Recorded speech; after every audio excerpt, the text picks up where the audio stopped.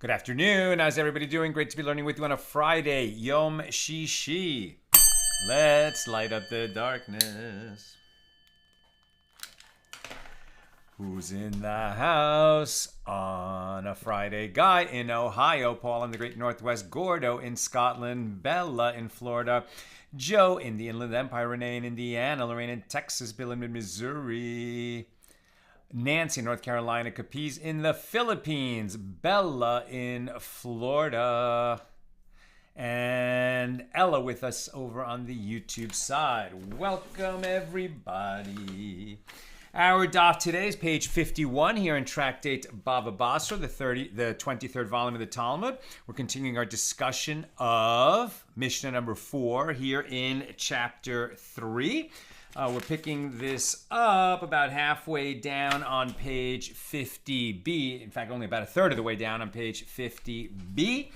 The Mishnah teaches, or our Mishnah taught, Mishnah number 4, that a man does not have the ability to establish the presumption of ownership with regard to his wife's property. Right? We used that as the basis of several Gemaras yesterday. But this is a new wrinkle, right? So a man, because he has the right to not only occupy, but to harvest and sell the produce of the land the field that his wife brings into the marriage, because he has the right to use it, we can't say that he establishes a presumption of ownership by virtue of using it for 3 years, because he had that right anyway as her husband. It's still her land, and if he divorces her or he dies first, she gets the land back. He has no presumption of ownership by virtue of using it for these 3 years. And the Gemara asks, but doesn't Rav say that a married woman must protest? Right? Protest meaning what? Protest that he has been using her land as if he owns it. Well, if she needs to protest, that would indicate that he has a presumption of ownership. In the same way that if somebody purchases a field or says he purchases a field from the prior owner and he's there for 3 years, using it, residing on it, harvesting it, etc., and then the prior owner shows up and says, hey, what are you doing on my land? The guy says, well, I bought it from you and I've been here for 3 years. The guy says, you didn't buy it from me. And both the new owner and the court will say, well, if he didn't buy it from you, but he's been using it for 3 years, why didn't you protest? So if we're saying that the wife needs to protest, that would seem to indicate that the husband can acquire a presumption of ownership, right? Not exactly. Let's keep reading. So the Gemara clarifies, with regard to whom must she protest? If we say with regard to another, meaning someone that is not her husband, who has taken possession of her property, well, that is problematic. But doesn't Rav say that one cannot establish the presumption of ownership with regard to the property of a married woman, as she can claim that she didn't lodge a protest because she expected her husband to do it? So rather, Rav's intention must be that she must lodge a protest with regard to the husband. And this indicates that absent her protest, it would be possible for her husband to establish the presumption of ownership with regard to her property, in contrast to the ruling of our Mishnah. So Rava said, actually, Rav is referring to her lodging a protest with regard to the husband, and it's not the typical case. Normally, the husband cannot acquire a presumption of ownership over land that she brought into the marriage. But in one special circumstance, he can, and that is, we're speaking of a case where the husband dug pits, ditches, and caves in her property. In other words, he did not simply work and profit from the land, but he damaged it in a way that demonstrates that he considered himself the owner. If he does this for 3 years and she does not lodge a protest, he establishes the presumption of ownership. And the Mishnah, which states that he cannot establish the presumption of ownership, is referring to standard use, normal things. He had a field, she had a field she brought into the marriage, he planted crops, he harvested the crops, he could do that for 10 years, he doesn't establish a presumption of ownership. But if he took a farm field and, started mining for ore in it, destroying it for use as a farm field, well, then that presumably he must have bought it from her, acquired it from her, because that is not the normal use where you get entitled to the produce and you leave the principal untouched. This field will no longer be productive as a field for produce. So if he transformed it in that way, damaging it forever in terms of farming it, it must be that he acquired it from her. Now the Gemara asks, but doesn't Rav Nachman say that Rabba bar Avu said there is no presumptive ownership with regard to damage? And this is understood to mean that one cannot establish the presumption of ownership over the field of another by damaging it, as it is not considered to be standard use. And we only establish a presumption of ownership in the case of a regular purchaser and seller, not in the case of a husband and wife, because of standard use, not damaging it. Therefore, even after 3 years have passed, the owner can remove one from his field. Since in this case, the husband is damaging the field, he should not be able to establish the presumption of ownership. And the Gemara answers say that this means that the halacha of presumptive ownership does not apply with regard to damage, meaning that one who damages another's property without the owner lodging a protest does not need 3 years to establish the presumption of ownership, but rather he establishes it immediately. He doesn't even need 3 years. As an owner who sees another person damage his land is expected to protest without delay. Consequently, a husband who digs pits and the like in his wife's property without her lodging a protest establishes the presumption of ownership, and he doesn't need 3 years to establish it. He establishes it, relatively quickly. I mean, it just as long as it would take for a reasonable person to say, "What are you doing, damaging my land?" That's how long she has to protest. So the Gemara now offers an alternative answer. And if you wish, say instead, was it not stated with regard to the halacha that there is no presumptive ownership with regard to damage? And it was with regard to this that Rab Mari says damage is referring specifically to smoke. And Rav Zevid says that it is referring to a bathroom. Meaning, the statement that there is no presumptive ownership, the hazaka, right, the presumptive ownership after 3 years of use, that there is no hazaka with regard to damage, was not stated concerning establishing the presumption of ownership of property.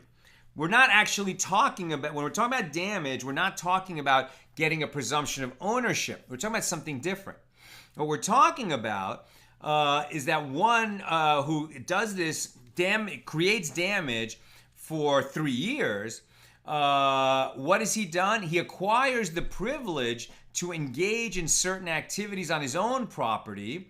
And this is stating that even if one has engaged in activities that produce smoke or foul odors, the fact that the neighbors did not lodge a protest in the past does not prevent them from doing so in the future, right? So one view would be, okay, well, if I'm, smoking meat, I don't know, burning chemicals or something in my backyard, and it creates smoke that wafts over my neighbor's property, and I do that for 3 years, and my neighbor never objects. So at that point, I can rely, according to one view, I can rely on the fact that I've acquired the privilege of using my backyard in this way, even though it creates smoke that bothers my neighbor, and I'm going to be allowed to keep doing that. So maybe I could invest, in like buying the machine that I was previously renting, which was creating this smoke. Or I put a bathroom back there, some kind of an old world bathroom, right, an outhouse, and I've been using it for 3 years, and even though foul odors waft onto my neighbor's property, he never objected for 3 years. So now I can take, the porta potty and transform it into a more nicely built outhouse, and without fear that I'm going to have to tear it down. That's according to one view. The other view is, well, no, actually, if you're harming your neighbor with your smoke or your foul odors, then the fact that he didn't protest for 3 years is irrelevant. He can protest because he's entitled to enjoy his property without your smoke or foul odors. And so even if he didn't say anything for 3 years, if he says something now, you have to stop making this hazard that interferes with his enjoyment of his property.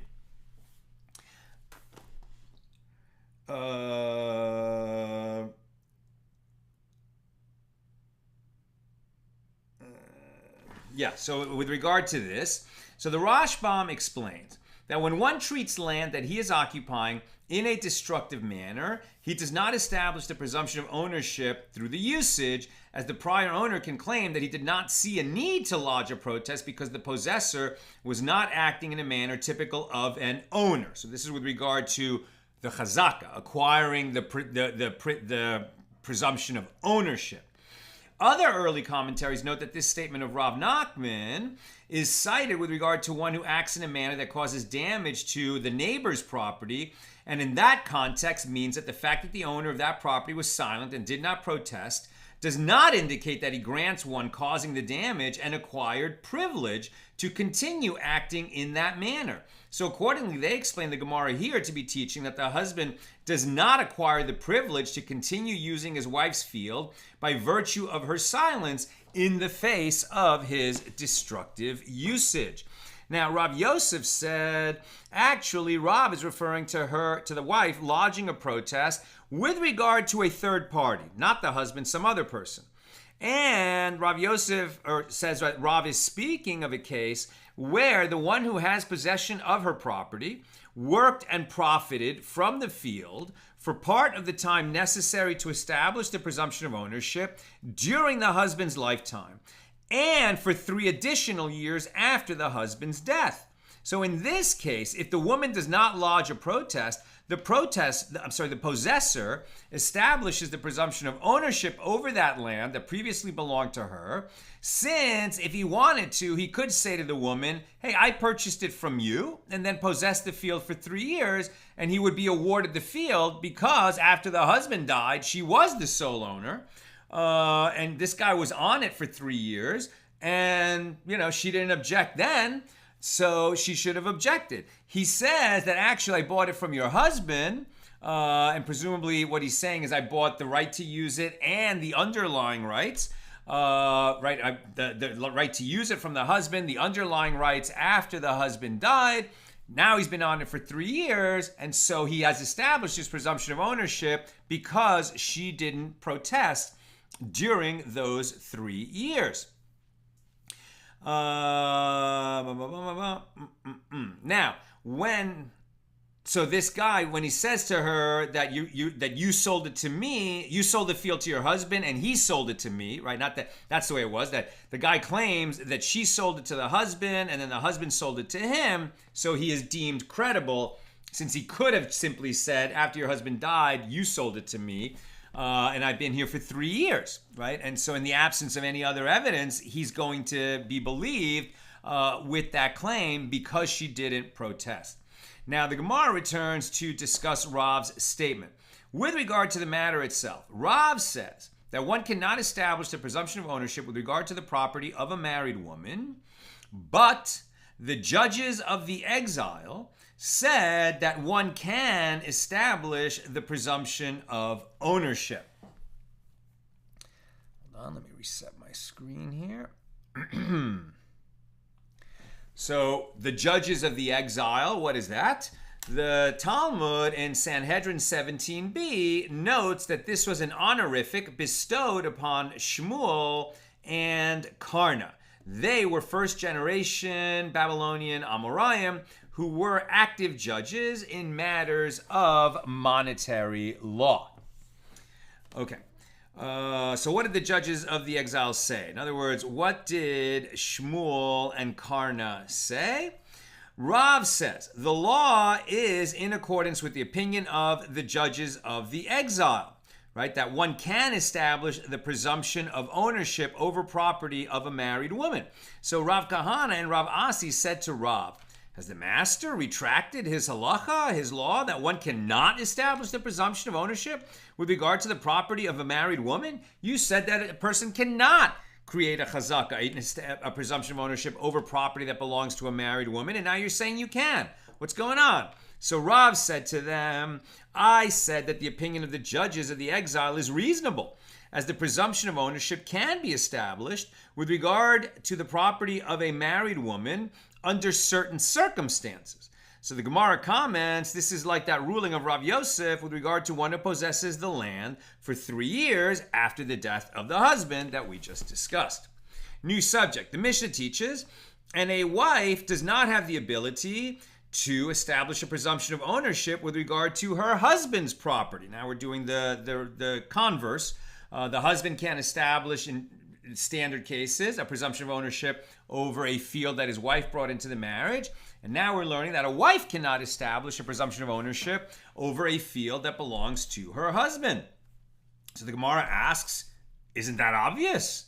Since she has the right to sustenance from her husband's property, she's enjoying the profits as payment of her sustenance, so her use of that property cannot establish the presumption of ownership. And the Gemara responds, no, it is not obvious, and it is necessary to state this law in the event that the husband designated a different parcel of land for her sustenance. The Mishnah teaches that even if she enjoys the profits of a second field for 3 years, she does not establish the presumption of ownership over that field. And the Gemara asks, so by inference, the wife has the ability to bring proof of her ownership and take possession of her husband's field. So why is this proof valid? In other words, she cannot establish a presumption of ownership, but if she brings a deed of sale or a deed of gift or other evidence that the husband gave her the field to be her own property, it sounds like she should be able to establish it as hers. And why is this proof valid? Now the Gemara is challenging the proof, in other words. Let the husband say that he didn't, when he gives her a deed of sale or a deed of gift, let's say a deed of sale, the reason he did that was not to actually sell her the field, but rather you can say that he desired to expose her concealed money. In other words, if he offers to sell a field to his wife and she agrees, it will be discovered that she has money of which he had been unaware. So his intention was never to actually sell her the property, but rather to claim money to which he is entitled. Why is he entitled to her money? Because he has an obligation to sustain her. He has to shelter her, he has to clothe her, he has to feed her, etc. So her property belongs to him unless it was appraised and set aside at the outset before they were even married. Otherwise, any property that she acquires while they're married does belong to him. And if she has money that he's not aware of, then he might be using a subterfuge of saying, you know what, I'll sell you this field. You could buy it for yourself. And she says, okay, I'll buy it. And he's like, with what? And she says, well, with this money. Well, that money's not yours. That money belongs to me, according to traditional law. So the point is, he can claim that he wasn't really trying to sell her the field. He was just trying to see if she had hidden money. So can one conclude from this Mishnah that in the case of one who sells a field to his wife, she has acquired it? And we do not say that he desires to expose her concealed money? And the Gemara answers no. As one may say that the inference from our Mishnah, that if she has proof that she has ownership rights, this is the law only with regard to a deed of gift. As if her husband gave her the field as a gift, then he cannot claim that he was doing so in order to reveal some hidden money of hers, because he's not asking her for money. So if he makes a deed of gift and gives that to his wife, then this field that would have otherwise been his now belongs to her. And not only that, according to some views, if not the majority, if he owns a field and then gives a deed of gift to that field to his wife, then she owns it absolutely. Meaning, not only is it hers, but he doesn't even have the right to the produce from that field anymore. He could use it before, now he's given it to her, it's hers absolutely, and he does not have a right to produce.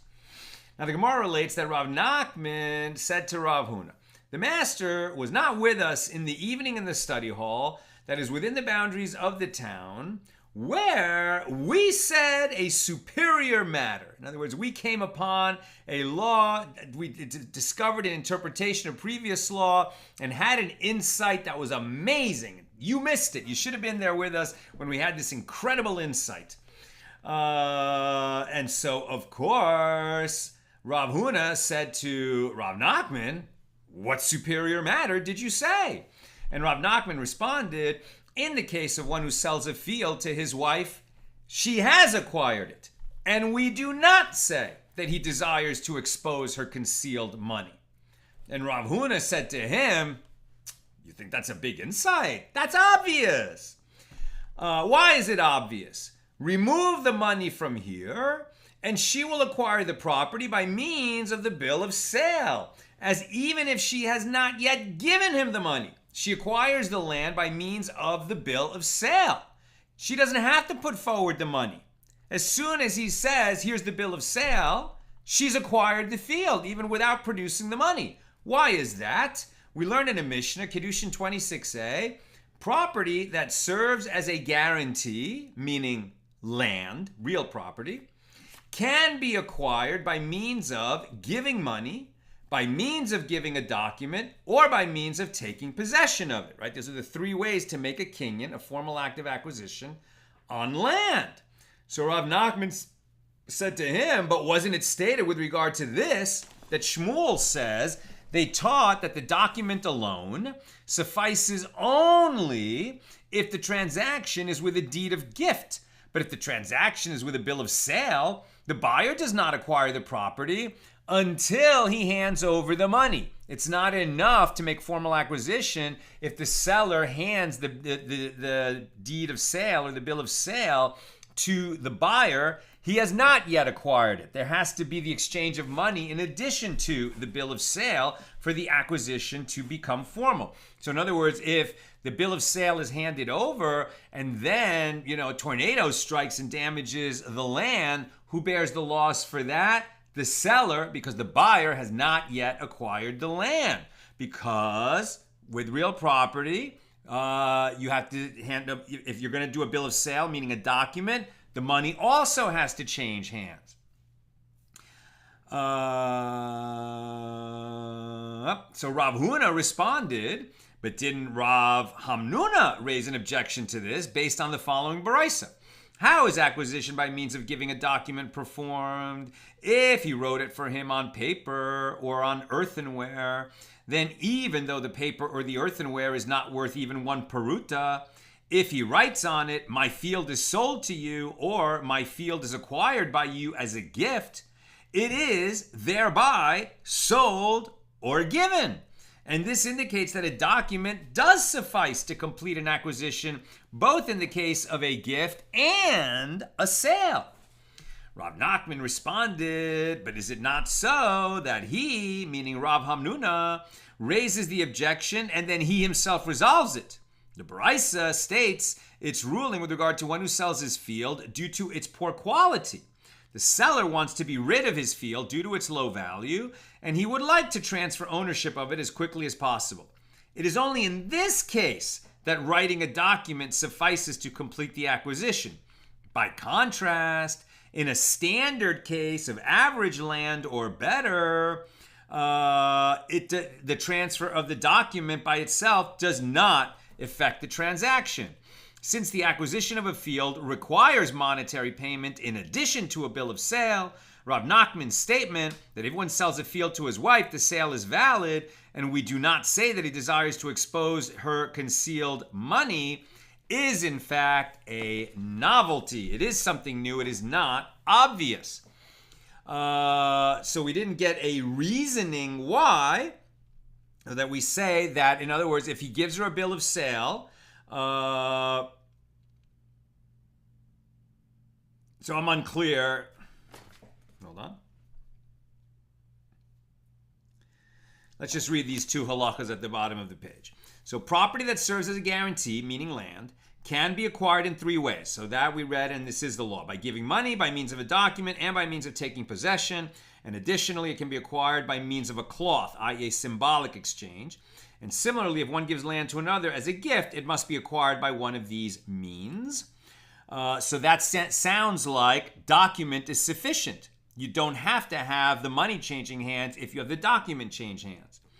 Now, with a bill of sale, the buyer does not acquire until he gives his money. If one gives a field to another as a gift and writes him a deed of gift, the receiver acquires the land as soon as the deed enters his possession, even if there are no witnesses and even if the deed is written upon a worthless substance or upon a substance that is susceptible to forgery. That's for a deed of gift. The same law applies in the case of one who sells his field because it is of low quality. By contrast, in the case of the sale of a standard field, the bill of sale is not sufficient to effect the acquisition, and the transaction is not complete until the buyer pays the agreed upon price of the field. And this is in accordance with the statements of Shmuel and Rav Hamnuna. So the money does have to change hands. So what's interesting is that they decided that, so even though if the husband offers to sell the field to his wife, and he produces the deed of sale, now she doesn't get the field until she gives the money. And then if he could claim, well, the only reason I was saying this is so that you would show this money that actually belongs to me. Apparently, we don't say that. We say that it is going to be a sale, and you know that she gave money and she got a deed. We're not going to say that it was actually never intended to be a valid sale, that the husband was only trying to see if she had concealed money. Why did they make this innovation? We don't know. Presumably because there's going to be, more typical cases where that was not the reason. So it's not going to be a claim that we're going to accept every time.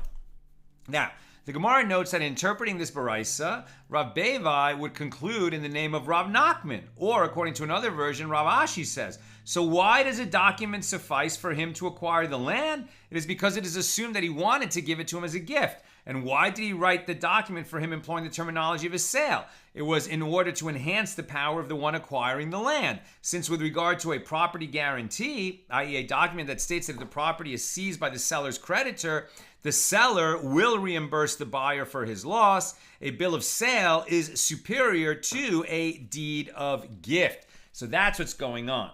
The reason that we're going to believe and take it as a valid transaction between the husband and wife is that really he wanted to give it to her. He wanted to give her the field as a gift, but he's calling it a purchase because once she acquires it as a purchase rather than as a recipient of a gift, her hand is stronger in case later a creditor of the husband should show up and say, that field belongs to me. I lent money to your husband, he didn't pay me back, and I'm seizing this field.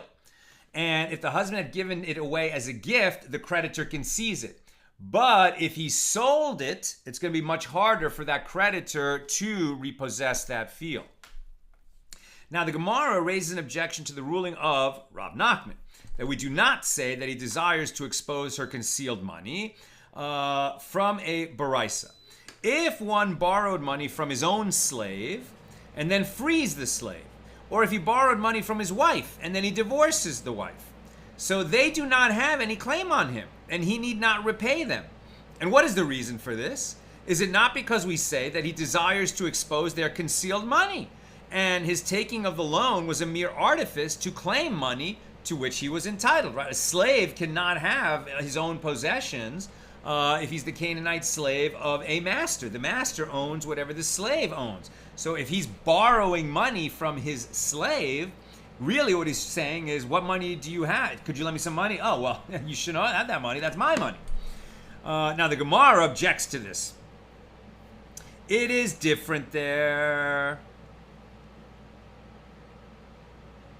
It is different there because there is an additional reason to think it was an artifice, as it is uncomfortable for a person to make applicable to himself the verse, the rich rules over the poor and the borrower is servant of the lender. That's Proverbs 22:7.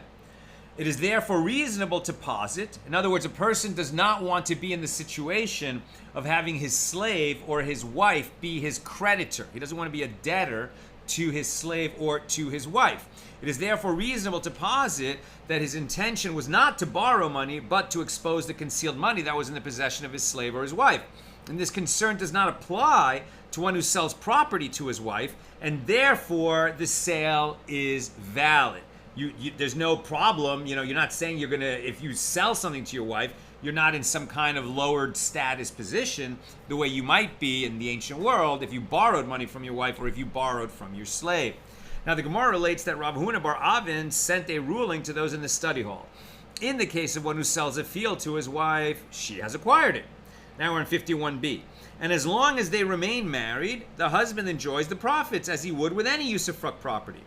But Rabbi Abba and Rabbi Abahu and all of the great sages of the generation said that the assumption is that the husband wanted to give it to her as a gift.